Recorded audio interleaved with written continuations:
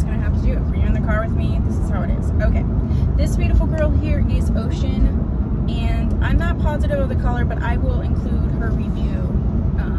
It's in a reddish color from Aesthetica.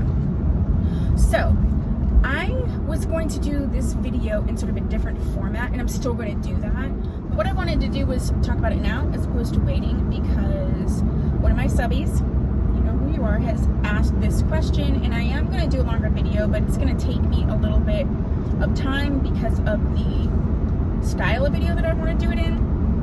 But she was just asking like how I avoid burnout doing YouTube. And I feel like I've touched on this before, but not like a dedicated video.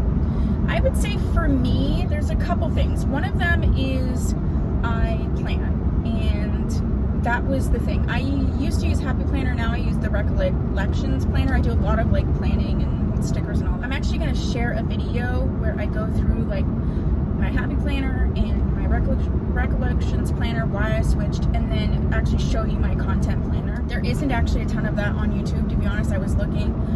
So I will show you how I plan, how I organize in terms of content. But the biggest secret for me is pre-filming. And I know some people can't pre-film or they don't pre-film. But because I have ADHD and just because I have just a full life, I am a single mother, I have a full-time job, I have a relationship, I have family, I have all those things. So pre-filming for me is really, really important, because for the most part, like in the summertime, I don't film that much because it is so hot here. It's not even just hot, it's humid. And so, to be filming with the lights and all that, and then the fan and the AC, it's just like a big whole thing, okay? So I don't film too much in the summertime. So for you guys, I always upload 4 times a week or more, and you never know when I take breaks because, like I said, I do pre-film. So pre-filming is really a huge part of how I avoid burnout, because I can take breaks because I have enough content. I have so much content, it's unreal, to be honest with you. But I am preparing right now for winter wig coaching, and I've actually been filming videos for that all year because it's 31 uploads. And I know some people do like the Vlogmas or whatever, and they put up a video every single day. I can't even do that. Sometimes I'm like not even in the mood. I don't want to do all that. When I have like Tia Treat Week or the summer wig slay or the winter wig coaching where it's, a lot of videos at once, those are all pre-filmed. And that's a way to avoid burnout, is I layer my videos. So when I review a wig, I layer them. So for instance, if I feel like the wig looks like another wig or a color and I want to do a color comparison, things like that, I'll film the review, then I will film the color comparison video too, all at the same time. So I'm still in the same wigs and everything like that, and I'm not getting out a whole nother thing. I also try to do multiple in one sitting. I'm fortunate where I get off at noon on Fridays. That's just our hours. And so I often have several hours on Friday where like other people still aren't out of work, but I am, and I use that time to film a lot. My boyfriend and I, we live together, but we have we have 2 places together. One's in another city.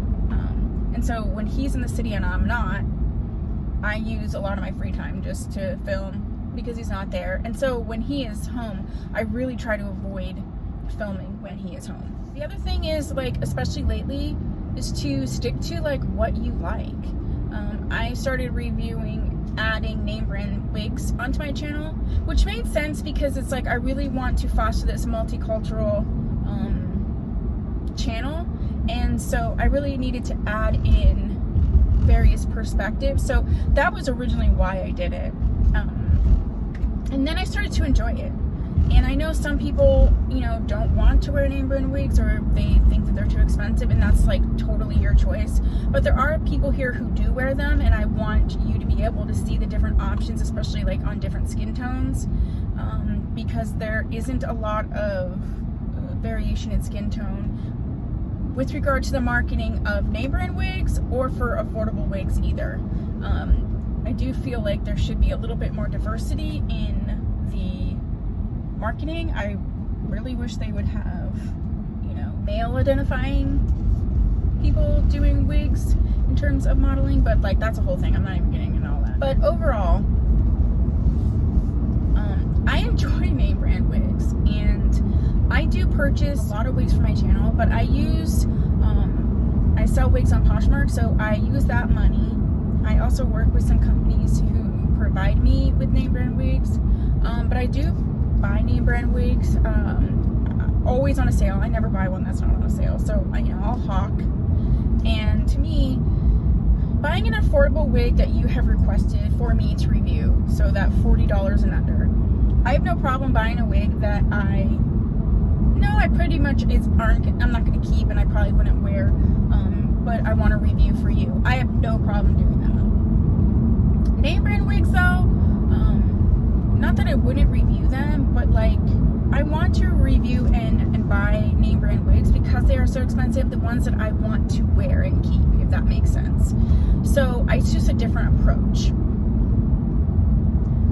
The other part of like not getting burned out is to know when to say no. So I used to review a lot of wigs that were provided to me from Amazon sellers. Two of the biggest ones are Persephone and Charisma. And I still love the wigs. I love Charisma wigs. I haven't bought or reviewed a Charisma wig in a hot minute. I should do that. I'll leave the playlist for that too. You should check them out. So I think they're definitely a multicultural option. A lot of their lace is a lot of lighter color. But anywho, but the way that a lot of Amazon sellers provide PR to me is very stressful and time consuming, and I just, and sometimes like the wait time is a really long time, so then I'll even forget that it's coming, and I just decided that that's just not PR that I'm gonna accept right now. Like, I still buy wigs from Amazon and review them, and I'm fine with that, but when you accept PR, some companies don't have much expectation and some have very specific expectation, and that's the other way to avoid burnout, is to know what you can handle. There are situations that I decline PR because I know like I can't get to it in time, or I can't do it the way they want it, or I can't say what they want me to say. So yeah, that's another way. Other than that, I'll elaborate in the video with my planner, but other than that, it's just like planning and carving out time like you would for anything else. Trying to layer your videos so that you can get more content in the same amount of filming time. And know when you need to take a break and take that break and not feel bad. Sometimes you'll get people on YouTube that are upset by that, but like, this isn't your job. This is your hobby for most of us. Yes, I do get money for this, and it's not enough to like pay my bills or anything. So if I need to take a break, I need to take a break. If I need to take a break from work, I would do that too, because it's like you have PTO. So that's that little video I just wanted to share with you because I wanted to answer her question. Thank you so much for coming to my channel. I hope you subscribe, and if you do, you're my doll baby, and I'll see you in my next video. Bye.